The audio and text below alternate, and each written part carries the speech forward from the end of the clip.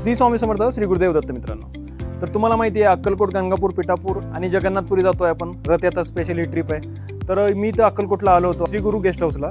या गेस्ट हाऊसचं खूपच सुंदर वातावरण आहे आणि इथे AC नॉन AC रूम्स पण अवेलेबल आहेत. तर चला तुम्हाला आतमध्ये घेऊन जातो आणि यांचे AC नॉन AC रूम पण दाखवतो आणि या गेस्ट हाऊसचं पूर्ण वातावरण पण दाखवतो. खूपच सुंदर आहे. जर तुम्हाला इथं रूम बुक करायची असेल तर खाली दिलेल्या नंबरवर कॉन्टॅक्ट करून तुम्ही तुमची रूम बुक करू शकता. तर चला तर आपण आतमध्ये जाऊ आणि यांच्या रूम्स पाहू. नमस्कार, श्री स्वामी समर्थ.